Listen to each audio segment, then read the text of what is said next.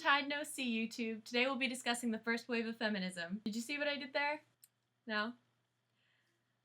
Roll the episode card.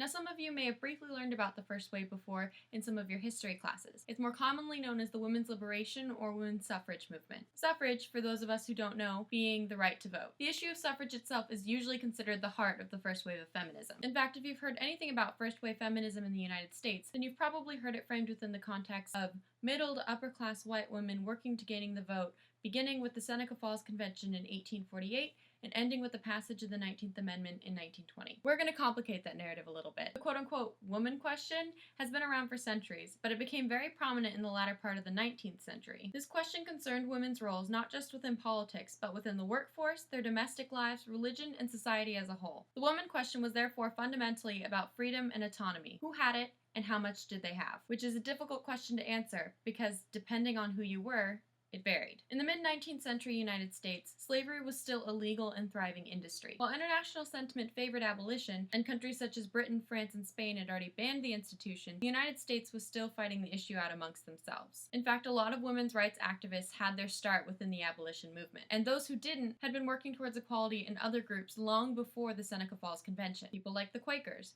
working class women, and of course, free and enslaved blacks. So what happened? In 1840, the World Anti-Slavery Convention was held in London, and among the attendees were probably two names you've heard before, Elizabeth Cady Stanton and Lucretia Mott. They're two names that come up a lot when we discuss first wave feminism because they're the two principal organizers of the Seneca Falls Convention. Okay, Kaylee, you keep talking about this convention. What is it? So, in 1848, the first women's rights convention is held in Seneca Falls, New York. It's attended by roughly 300 men and women, and probably the most important thing to come of it was the Declaration of Sentiments, which was a formal declaration of the wrongs against women, the first of which being her inability to vote. At the time, this caused a lot of controversy because in the ongoing discussion of women's rights, the main issue had been her inability to own and control property. And there were a lot of arguments about whether or not bringing suffrage into the equation would be diluting the issue and derailing the work that was being done at the time. But the issue of women's suffrage was finally included in the document, thanks in no small part to Frederick Douglass's arguments on its behalf. Thank you, Frederick Douglass. However, it would be inaccurate to say that the women's rights movement is on a constant path towards progress. Think of it not so much as one of those curves that is constantly going up, but more like those wavy graphs that made you cry during math class. Because as we can see by looking at other events that were going on during this time period, while the women at Seneca Falls were declaring their independence, women in other parts of the country were losing it. The Native American women in the Seneca area, for example, were going through their own period of upheaval. Their history of matrilineal descent and inheritance and women's participation in agriculture and politics was under attack as the United States pushed them onto reservations. In New York City, the Ladies Industrial Association, which consisted of a diverse group of working class women, led strikes against their employers for better wages and better working conditions. And in the West, in what had very recently been parts of Mexico, Mexican women lost their rights under United States law to property, custody of children, and the ability to appear in court without a male relative. That's horrible! So why the vote? That's a great question, YouTube. During this time period, there were a lot of things that women didn't have. Most women in the United States couldn't own property, had little to no legal rights as married women, no rights to children in the event of a divorce, poor wages, limited professional choices, no access to higher education, and in the case of slaves, weren't even considered human. So what made the vote such an important rallying cry? Well, a lot of the reasons can be found in the Declaration of Sentiments. Basically, the idea was that if women were subject to the law,